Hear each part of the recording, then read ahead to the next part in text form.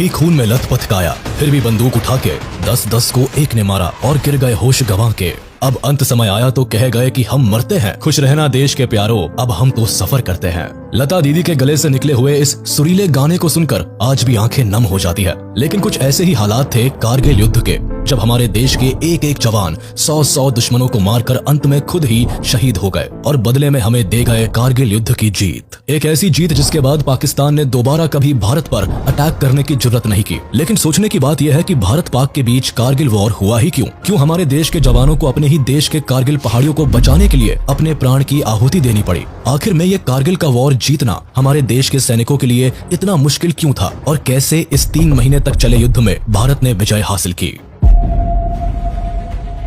16 अक्टूबर 1971 में आखिरकार पाकिस्तान भारत के आगे अपने 93,000 सैनिकों के साथ सरेंडर कर देता है और इसी वक्त पाकिस्तान 2 टुकड़ों में बट जाता है। इंडियन आर्मी की मदद से बांग्लादेश अपना स्वतंत्र झंडा फहराता है। इस वॉर में पाकिस्तानी आर्मी की ऐसी बेइज्जती हुई जो कि इतिहास में अब तक कभी नहीं हुई थी। भारत से मिली इस करारी हार से एक पाकिस्तानी फौजी बड़ा दुखी हुआ। उसका नाम था परवेज मुशर्रफ। जैसे वर्ल्ड वॉर 1 में हिटलर ने घायल होकर जर्मनी को हारते देखा था और एलाइज कंट्रीज को हराने का सपना बुनकर दोबारा जर्मनी को वर्ल्ड वॉर 2 की आग में धकेल दिया था, ठीक वैसे ही मुशर्रफ भी 1971 की हार का बदला लेने के लिए भारत के खिलाफ पलटवार करने की साजिश रचने लगा। इसी बीच 1984 में भारत ने दोबारा से पाकिस्तान को सियाचिन में धूल चटा दी, जिससे कि मुशर्रफ और बौखला गया। इसी बीच चीन एटॉमिक पावर बन चुका था और पाकिस्तान भी चीन की मदद से एटम बम बनाने की कोशिश में लगा हुआ था। पड़ोस में बढ़ते खतरे को देख भारत 1998 में दूसरी बार 11th और 13th मई को एटॉमिक बॉम्ब की सक्सेसफुल टेस्टिंग करता है और इसके कुछ ही दिन बाद पाकिस्तान भी परमाणु परीक्षण कर लेता है। अब दोनों ही देश एटॉमिक पावर की लिस्ट में शामिल थे और अगर 2 परमाणु संपन्न देश के बीच वॉर होता तो ये वॉर बहुत ही घातक हो सकता था। इसीलिए इस सिचुएशन को समझते हुए प्रधानमंत्री अटल बिहारी वाजपेयी 19 फरवरी 1999 को दिल्ली से लाहौर की बस यात्रा करते हैं और पाकिस्तानी प्राइम मिनिस्टर नवाज शरीफ के साथ 21 फरवरी 1999 को हिस्टोरिकल लाहौर डिक्लेरेशन को साइन करते हैं। जब अटल बिहारी वाजपेयी जी लाहौर में बस से उतरे तो उनका बहुत ही गर्मजोशी से स्वागत किया गया और उनको 21 तोपों की सलामी दी गई। लेकिन कोई भी इंडियन ये नहीं जानता था कि यही तोपें ठीक 3 महीने के बाद भारतीय सैनिकों के सीने पर गिरेंगी। 1998 के दौरान जब मुशर्रफ पाकिस्तान आर्मी चीफ बना तो उसने भारत के खिलाफ ऑपरेशन बद्र को लॉन्च करने का प्लान बनाया। इस ऑपरेशन के तहत पाकिस्तानी आर्मी का मकसद नेशनल हाईवे 1A पर कब्जा करके सियाचिन ग्लेशियर में इंडियन मिलिट्री पोजीशंस को वीक करना था और साथ ही सियाचिन से इंडियन आर्मी की सप्लाई चेन को कट ऑफ करना था। पाकिस्तानी मिलिट्री चाहती थी कि जिस तरह पाकिस्तान ने बांग्लादेश को खोया था उसी तरह भारत भी लद्दाख से हाथ धो बैठे और कश्मीर विवाद में भारत का पलड़ा कमजोर पड़ जाए। ऐसे में नेगोशिएट करते हुए लद्दाख के बदले भारत पाकिस्तान को कश्मीर देने के लिए राजी हो जाए। अपने इन्हीं मंसूबों को हकीकत में बदलने के लिए परवेज मुशर्रफ पाकिस्तानी प्रधानमंत्री नवाज शरीफ को बिना बताए कारगिल क्षेत्र में इन्फिल्ट्रेट करवा देता है। कारगिल के बटालिक टाउन के एक लोकल शेपर्ड ताशी नामग्याल अपनी खोई हुई याक खोजने के लिए निकले थे। दूरबीन से देखने पर उन्हें पठानी ड्रेस पहने कुछ लोग पहाड़ी रीजन में पत्थर तोड़कर बंकर बनाते हुए दिखे, जिनके पास हथियार भी थे। ताशी को डाउट हुआ कि ये लोग LOC के उस पार से आए हैं, इसीलिए ये खबर उन्होंने जल्द ही इंडियन आर्मी के नियरेस्ट पोस्ट को दी। इस इन्फिल्ट्रेशन को चेक करने के लिए जब इंडियन आर्मी ने अपने जवानों को भेजा तो इंडियन ट्रूप्स को लगा कि ये इन्फिल्ट्रेटर्स मुजाहिदीन है। लेकिन 5 मई को पाकिस्तानी आर्मी ने कारगिल में भारत के एम्यूनेशन डंप को निशाना बनाया और उसे डिस्ट्रॉय कर दिया।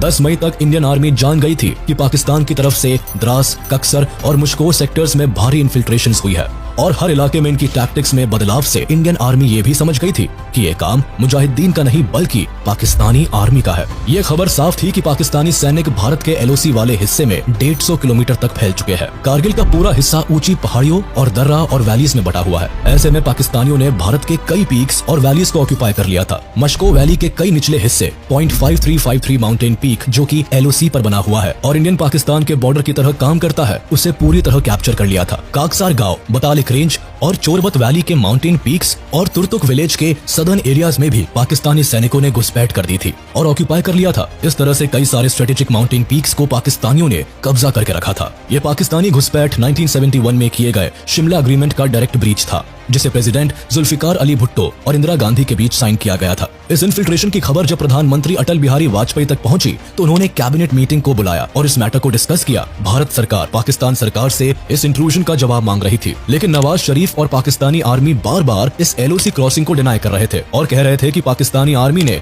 LOC पार नहीं की है बल्कि ये काम मुजाहिदीन का है। लेकिन पाकिस्तान का ये झूठ भी ज्यादा दिन तक पर्दे पर नहीं रह पाया और जल्द ही इंडियन आर्मी को पाकिस्तानी आर्मी के कई डॉक्यूमेंट्स मिले जिससे ये साबित हो गया कि ये काम पाकिस्तानी आर्मी का है। ये कॉन्फ्लिक्ट अब कारगिल वॉर की शक्ल ले चुका था, जिसका असर इंटरनेशनल लेवल पर भी देखा जा सकता था। दुनिया में ये पहली बार था जब दो न्यूक्लियर पावर्ड देश जंग में एक दूसरे के खिलाफ खड़े थे। इस कॉन्फ्लिक्ट में भारत की पहली कैजुअलिटी 15 मई को हुई, जब जाट रेजिमेंट के कैप्टन सौरभ कालिया और 5 जवानों को पाकिस्तानी सैनिकों ने बंदी बना लिया था। ये जवान काकसर एरिया में पेट्रोलिंग के लिए गए थे, तब पाकिस्तानी आर्मी द्वारा उन पर हमला किया गया था। 22 दिन तक इन सैनिकों को पाकिस्तानी आर्मी ने अपनी कैद में रखा और इन पर एक्सट्रीम टॉर्चर्स किए गए। उसके बाद जब इन जवानों के मृत शरीर को भारत को लौटाया गया, तब इंडियन सोल्जर्स के सब्र का बांध टूट गया। अब सामने एक ही रास्ता था और वो था भारत की जीत और पाकिस्तानियों को एक ऐसा सबक देना जो वो चाहकर भी कभी न भूल पाए। 10 मई 1999 को इंडियन आर्मी ने पाकिस्तानी आर्मी के खिलाफ ऑपरेशन विजय को लॉन्च किया। इसका मकसद कारगिल के इलाके पर भारत के कंट्रोल को वापस एस्टैब्लिश करना और पाकिस्तानी आर्मी को वहां से भगाना था। इसलिए हजारों सैनिकों को कश्मीर से कारगिल की तरफ मोबिलाइज किया गया। उस वक्त भारत के आर्मी चीफ वेद प्रकाश मलिक थे, जिन्होंने ऑपरेशन विजय की कमान संभाली थी और 16,000 फीट पर दुश्मनों से लड़ने के लिए इंडियन मिलिट्री स्ट्रेटेजी को भी प्लान किया था। इस युद्ध में इंडियन आर्मी का फर्स्ट अप्रोच कारगिल की स्टीप पहाड़ियों को चढ़ना था, जिसे चढ़ने में 12 से 13 घंटे का वक्त लगता था। अब क्योंकि कारगिल की नंगी और खड़ी पहाड़ियों पर दुश्मन आसानी से इंडियन सोल्जर्स को देख सकते थे, इसीलिए चढ़ाई का वक्त रात को चुना गया। लेकिन मुश्किल ये थी कि कारगिल की पहाड़ियों पर एक तो हड्डी जमा देने वाली ठंड थी और ऊपर चढ़ने के साथ ही ऑक्सीजन की कमी भी होने वाली थी। ऐसे में ऊपर चढ़ते हुए या तो सैनिक अपने साथ पानी और खाना ले जा सकते थे, या तो वेपन्स लेकर दुश्मनों को खदेड़ सकते थे। इन सब के अलावा अगर थोड़ी भी लापरवाही होती तो ऊपर बैठे दुश्मन आसानी से इंडियन आर्मी पर धावा बोल सकते थे। लेकिन हमारे जाबाज ऑफिसर्स और सोल्जर्स हर सिचुएशन के लिए तैयार थे। इंडियन आर्मी के इस ऑपरेशन को सक्सेस करने में इंडियन एयरफोर्स और इंडियन नेवी ने भी एक बड़ा क्रूशियल रोल निभाया। इस दौरान उन्होंने ऑपरेशन सफेद सागर एंड ऑपरेशन तलवार लॉन्च किया। 25 मई को कैबिनेट कमेटी ऑन सिक्योरिटी ने इंडियन एयरफोर्स को अटैक के लिए गो अहेड दिया और 26 मई को इंडियन एयरफोर्स ने ऑपरेशन सफेद सागर को लॉन्च किया। एयरफोर्स को प्रधानमंत्री अटल बिहारी वाजपेयी की ओर से साफ इंस्ट्रक्शन दिए गए थे कि किसी भी हाल में वो एलओसी को पार ना करे। ऑपरेशन सफेद सागर कारगिल वॉर में इंडियन एयरफोर्स द्वारा लॉन्च किया गया एयर ऑपरेशन था, जिसे कारगिल की पोस्ट से पाकिस्तानी आर्मी को खदेड़ने के लिए चलाया गया था। जब कारगिल कॉन्फ्लिक्ट बढ़ने लगा और दुश्मन कारगिल की पीक्स पर बैठे हुए आर्मी को लगातार क्षति पहुंचा रहे थे, तब आर्मी को एयरफोर्स की मदद की जरूरत हुई। ऐसी भयावह स्थिति में एयरफोर्स सामने आई, जिसने इंडियन आर्मी को कवर दिया और साथ ही साथ पाकिस्तानी आर्मी को एंगेज करके आर्मी को सपोर्ट किया, जिससे कि इंडियन आर्मी इन ऊंचे पीक्स पर पहुंचकर हैंड टू हैंड कॉम्बैट कर सके। साथ ही साथ पीक्स पर चढ़ते हुए सैनिक ज्यादा भार लेकर नहीं चढ़ सकते थे। ऐसे में एयरफोर्स उन्हें जरूरी सामान भी एयर ड्रॉप कर रही थी। 25 मई को एयरफोर्स द्वारा आर्मी को एयर कवरेज देने के लिए इस ऑपरेशन को लॉन्च किया गया था। शुरुआत में आर्मी की जरूरत थी कि एयरफोर्स उन्हें MI-17 हेलीकॉप्टर की मदद मुहैया कराए और एयरफोर्स ने किया भी ऐसा ही। लेकिन कारगिल की पहाड़ियों में स्ट्रेटेजी से एयरफोर्स को भारी नुकसान झेलना पड़ा। इस दौरान 28 मई को MiG-27 फाइटर एयरक्राफ्ट चलाने वाले फ्लाइट लेफ्टिनेंट नचिकेता, जो बतालिक सेक्टर में पाकिस्तानी ठिकानों पर हवाई हमला कर रहे थे, उसी समय उनके प्लेन को मार गिराया गया और उन्हें कैप्चर कर लिया गया। लेकिन इंटरनेशनल प्रेशर के चलते 4 जून को पाकिस्तानी आर्मी द्वारा उन्हें वापस लौटा दिया गया। अपनी स्ट्रेटेजी को बदलते हुए इंडियन एयरफोर्स ने इंडियन आर्मी को बेटर एयर सपोर्ट देने के लिए MiG-21, MiG-23 एंड MiG-27 को यूज करना शुरू किया और मिराज 2000 को लेजर गाइडेड बॉम्ब से प्रिसीजन अटैक्स में लाया गया। इनकी मदद से एयरफोर्स ने दुश्मनों की पोजीशंस की रेकी कर उन पर एयर स्ट्राइक की और पाकिस्तानी आर्मी की पोजीशंस की जानकारी इंडियन आर्मी से शेयर की। इस जानकारी की मदद से ही आर्मी एक बेहतर प्लान के साथ दुश्मनों को टारगेट कर पाई। यह ऑपरेशन मौत को बुलावा देने जैसा था। इसमें एयरफोर्सेस के जाबाज सिपाही हथेली पर जान लेकर इस ऑपरेशन को कामयाब बनाने में लगे थे। कहानी में आगे बढ़ते हुए आपको ये भी बता दे कि कारगिल गर्ल कही जाने वाली जाबाज पायलट गुंजन सक्सेना ने पहली बार वॉर जोन में अपना चॉपर चलाया था और भारत की पहली महिला पायलट बनी जिन्होंने वॉर जोन में फ्लाई किया। इस दौरान उन्होंने ऑपरेशन विजय में काफी अहम भूमिका निभाई। उन्होंने वॉर जोन के खतरे में भारतीय जवानों के लिए डेली एसेंशियल्स की चीजें ड्रॉप की और कई भारतीय सोल्जर्स जो वॉर में शहीद हो गए थे उन्हें पहाड़ियों से वापस भी लाई। 3 महीने तक चले इस कॉन्फ्लिक्ट में इंडियन नेवी भी पाकिस्तान को घेरने में पीछे नहीं रही। इंडियन आर्मी को सपोर्ट करने और पाकिस्तान को चारों तरफ से घेरने के लिए नेवी ने इसी दौरान ऑपरेशन तलवार को लॉन्च कर दिया, जिससे कि अगर किसी भी सूरत में पाकिस्तानी फौजी कारगिल को ऑक्यूपाई करने की कोशिश करे तो इंडियन नेवी अपने मिसाइल्स के साथ पाकिस्तान को घुटने के बल झुकने पर मजबूर कर दे। नेवी इस वॉर में पाकिस्तान की पोजीशन को कमजोर करना चाहती थी। इस ऑपरेशन का मकसद पाकिस्तान पर प्रेशर बिल्डअप करके उसे युद्ध से पीछे हटाना था। इसीलिए मिड जून 1999 में इंडियन नेवी ने अपने ईस्टर्न और वेस्टर्न फ्लीट्स को अरेबियन सी में शिफ्ट कर दिया। भारत की नेवल पावर पाकिस्तान की नेवल पावर से 7 गुना ज्यादा हुआ करती थी। इसीलिए जब भारतीय नौसेना ने खुलेआम अपनी बैटलशिप से कराची के आसपास नेवल ब्लॉकेड लगाई, तब पाकिस्तानी नेवी ने चुप्पी साधे रखी। इंडियन नेवी की स्ट्रेटेजी से पाकिस्तान इस कदर प्रेशर में आ गया था कि उन्होंने अपने ऑयल टैंकर्स और मेजर वॉरशिप्स को कराची बंदरगाह से हटाकर मकरन में शिफ्ट कर दिया था, ताकि भारतीय जहाजों के साथ सीधे टकराव से बचा जा सके। हालांकि ऑपरेशन तलवार के तहत इंडियन नेवी ने पाकिस्तान पर डायरेक्ट अटैक नहीं किया, लेकिन उन्होंने अपनी इस रणनीति से पाकिस्तान का सी ट्रेड और ऑयल सप्लाई पूरी तरह कट ऑफ कर दिया था। 14 जुलाई को इंडियन नेवी का ऑपरेशन खत्म हो गया और प्राइम मिनिस्टर अटल बिहारी वाजपेयी ने इसे एक मैसिव सक्सेस बताया। कारगिल पर वापस कंट्रोल जमाने के लिए भारत के जाबाज सैनिक जहां ब्रेवरी से लड़ रहे थे, वहीं कारगिल में उन्हें कई एक्सट्रीम कंडीशंस का सामना करना पड़ रहा था। ग्राउंड लेवल पर पाकिस्तानी आर्मी के पास हाइट का एडवांटेज था। वो पहाड़ी की चोटियों से लगातार फायर करके जवानों की मुश्किल बढ़ा रहे थे। साथ ही ज्योग्राफिकल कंडीशंस भी भारत के सैनिकों के विपरीत काम कर रही थी। कारगिल की ठंडी पहाड़ियां उन दिनों माइनस टेम्परेचर में थी। यहाँ न केवल ऑक्सीजन लेवल कम था, बल्कि एयर प्रेशर भी काफी कम था। इतनी लंबी चोटियों को पार करते हुए जो सैनिक आगे बढ़ रहे थे, उनमें से कई ऑल्टीट्यूड सिकनेस का शिकार भी हो रहे थे। इंडियन आर्मी इस फुल फ्लेजेड वॉर के लिए पूरी तरह तैयार नहीं थी, इसीलिए शुरुआती स्टेज में भारत को खास सफलता नहीं मिली। लेकिन जल्द ही भारतीय आर्मी ने अपनी स्ट्रेटेजी बदली। NH-1A पर पाकिस्तानी आर्मी की कांस्टेंट शेलिंग के बीच इंडियन आर्मी ने कारगिल के चैलेंजेस को ओवरकम किया और दिन के समय होने वाले फ्रंटल अटैक्स के बजाय आर्मी ने अपने अटैक्स की टेक्निक्स को बदला और चढ़ाई का वक्त रात को चुना गया। तोलोलिंग की लड़ाई ऊंची पहाड़ियों की पीक पर लड़ी गई, जो कि एक डिसाइसिव और ऐतिहासिक लड़ाई थी, जिसने युद्ध में भारत की जीत को लगभग पक्का कर दिया था। इस पहाड़ी पर पाकिस्तानी आर्मी कब्जा करके बैठी हुई थी और यहाँ की पहाड़ियों को रिकैप्चर करना इंडियन फोर्सेस के लिए सबसे मुश्किल हो रहा था। 16,000 की हाइट पर यहाँ टेम्परेचर माइनस में था और पाकिस्तानी आर्मी कंटिन्यूस शेलिंग करके इंडियन आर्मी के लिए यहाँ पहुँचना और भी मुश्किल बना रही थी। खुफिया जानकारी के हिसाब से पाकिस्तानियों ने ये बात फैलाई कि केवल 4 से 5 घुसपैठियों ने ही तोलोलिंग पर कब्जा कर रखा है, लेकिन ये बात गलत साबित हुई। पाकिस्तानी आर्मी की एक पूरी की पूरी कंपनी तोलोलिंग की पहाड़ी पर तैनात थी। ऐसे में भारतीय सैनिक केवल अंधेरी रातों में अपने मिशन को अंजाम देते थे, जब रोशनी कम होती थी, ताकि उनकी मूवमेंट की नजर पाकिस्तानी आर्मी पर ना पड़े। अक्सर उन्हें गोला बारूद और 2 किलो राशन में से किसी एक आइटम को चुनना होता था और हमारे सिपाही वॉर इक्विपमेंट का चुनाव करते थे। इस पहाड़ी पर चढ़ने वाली आर्मी यूनिट में 18 ग्रेनेडियर्स बटालियन और कई ऑफिसर्स शामिल थे, जिसमें से एक कैप्टन अजीत सिंह भी थे। आगे मेजर राजेश अधिकारी ने भी अपनी कंपनी लीड करते हुए पहाड़ी पर चढ़ने की कोशिश की। वह अपनी कोशिश में सफल हो ही जाते, लेकिन जब वो ऊंचाई से कुछ मीटर ही दूर थे, तब घुसपैठियों ने इन्हें देख लिया और फायरिंग शुरू कर दी।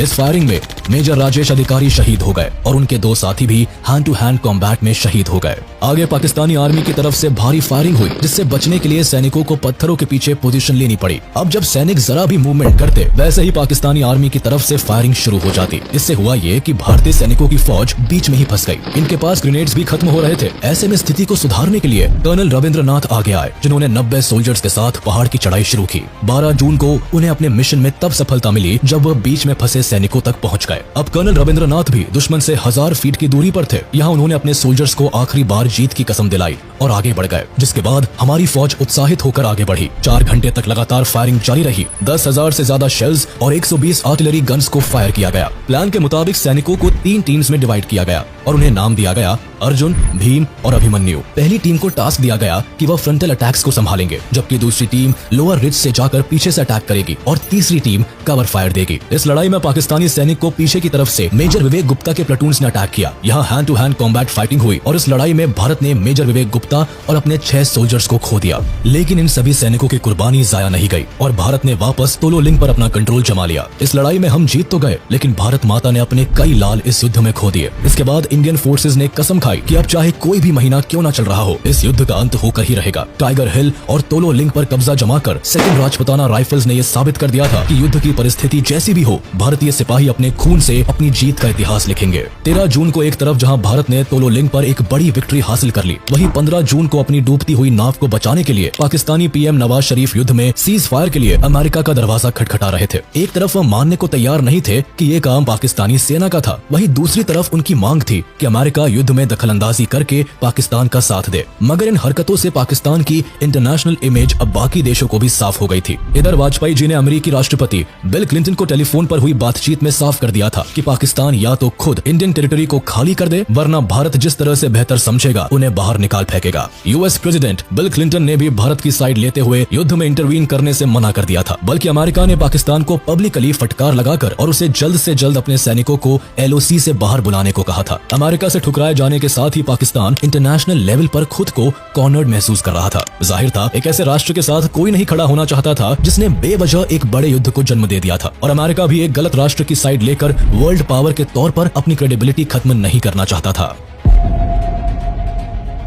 इधर जंग के मैदान में तोलो लिंग पर मिली सफलता के बाद भारतीय सैनिक अब रुकना नहीं चाहते थे। उन्हें अपने एक एक भाई के शरीर से गिरी हुई खून की हर बूंद का हिसाब लेना था। फिर क्या था, तोलो लिंग के नॉर्थ में एक और ऊंची पहाड़ी थी जिसे नाम .5140 दिया गया था। इसकी ऊंचाई 17,000 फीट थी। इसके अलावा तोलो लिंग और .5140 के बीच 10 हाई ग्राउंड्स थे जिन्हें हम्स कहा जाता था। इंडियन आर्मी द्वारा इन हम्स को तो कैप्चर कर लिया गया था, लेकिन .5140 को वापस पाना अभी बाकी था, और इसे वापस रिकैप्चर करने का task lieutenant colonel Yogesh Kumar Joshi को सौंपा गया था। इसके बाद सोल्जर्स के 2 ग्रुप्स को फॉर्म किया गया, जिसमें एक ग्रुप की कमान लेफ्टिनेंट संजीव सिंह जम्वाल को सौंपी गई। वहीं दूसरे ग्रुप को लीड कर रहे थे लेफ्टिनेंट विक्रम बत्रा, जिनका कोड नेम था शेरशाह। इनका प्लान था कि हिल्स को 2 डिफरेंट डायरेक्शन से क्लाइम किया जाए। 20 जून को दोनों ग्रुप्स ने चढ़ाई शुरू की और दोनों ग्रुप्स अपने इस ऑपरेशन में सक्सेसफुल रहे। लेफ्टिनेंट विक्रम बत्रा की कमांड में उनके ग्रुप ने फ्रंटल अटैक संभाले और हैंड टू हैंड कॉम्बैट में उन्होंने 4 दुश्मनों को ढेर कर दिया। कई घंटों के हैवी कॉम्बैट के बाद .5140 को इंडियन सोल्जर्स ने कैप्चर कर लिया और अपने विक्ट्री सिग्नल के तौर पर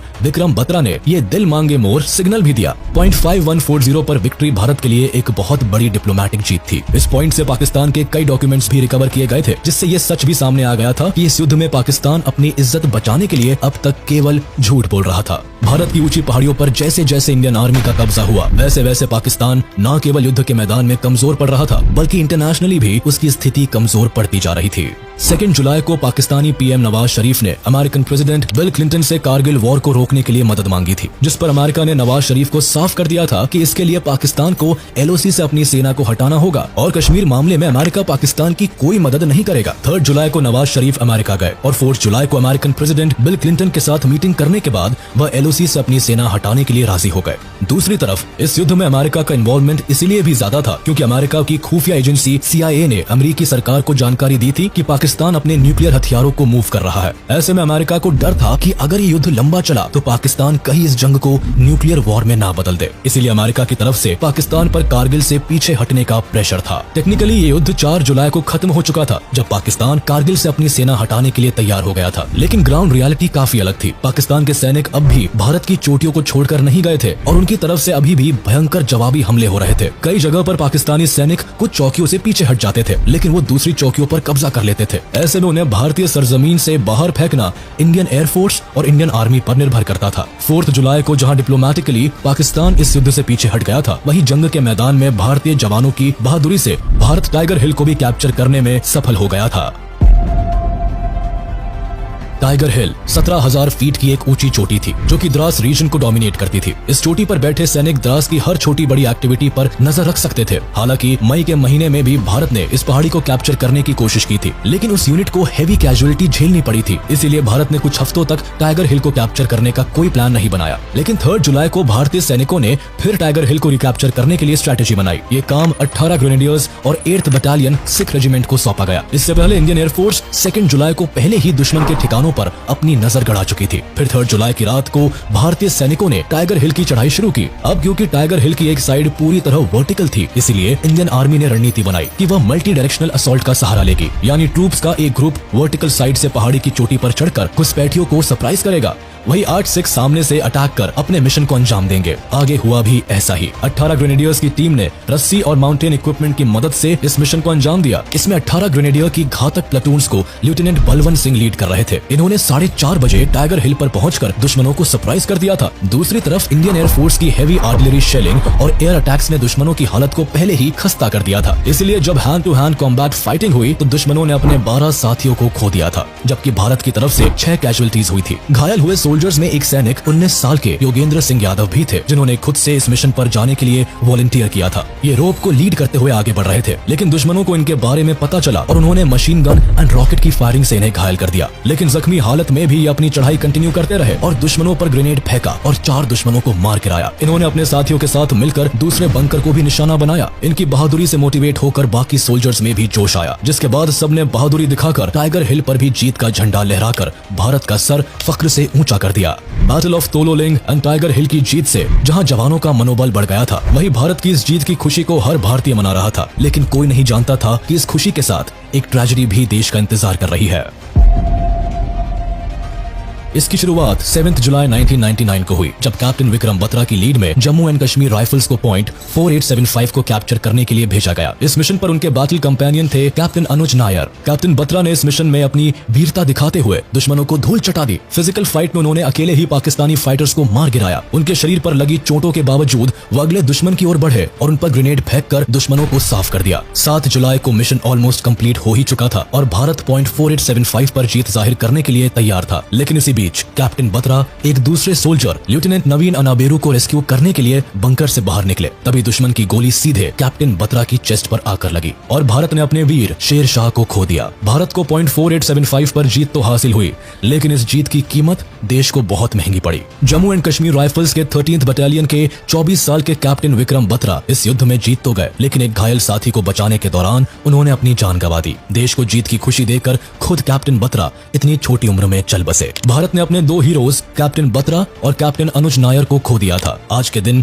पॉइंट 4875 को बत्रा टॉप के नाम से जाना जाता है। पॉइंट 4875 की बैटल के साथ ही कारगिल में भारत की जीत भी तय थी। एक तरफ जहां भारत ने द्रास का कंट्रोल अपने हाथ में ले लिया था, वहीं 7 जुलाई को इंडियन आर्मी बटालिक सेक्टर में जोबर हाइट्स को भी कैप्चर करने में सफल हो चुकी थी। बटालिक तुर्तुक सब सेक्टर, जो कि सियाचिन के करीब था, उसे भी इंडियन आर्मी ने अपने कंट्रोल में ले लिया था। भारत की युद्ध में ये डोमिनेशन पाकिस्तान को वॉर में पीछे खदेड़ रहा था और उसी का नतीजा था कि 11 जुलाई तक पाकिस्तानी ट्रूप्स बटालिक सेक्टर से पीछे हटने लगे थे। साथ ही 12 जुलाई को इंटरनेशनल प्रेशर में आकर पाकिस्तानी ट्रूप्स को पूरे कारगिल से पीछे हटना पड़ा था। 14 जुलाई को प्रधानमंत्री अटल बिहारी वाजपेयी ने ऑपरेशन विजय को एक बड़ी सक्सेस डिक्लेयर कर दिया था। लेकिन ये युद्ध ऑफिशियली 26 जुलाई को खत्म हुआ, जब इंडियन एयरफोर्स और आर्मी ने कंफर्म किया कि कारगिल से घुसपैठिए पूरी तरह से एविक्ट हो चुके हैं। इसीलिए आज इस दिन को कारगिल विजय दिवस के रूप में मनाया जाता है, क्योंकि इस दिन भारतीय सैनिकों की बहादुरी, सैक्रिफाइस और दृढ़ निश्चय की बदौलत भारत को न केवल उसकी सरजमीन वापस मिली, बल्कि दुनिया भर ने भारत की मिलिट्री पावर का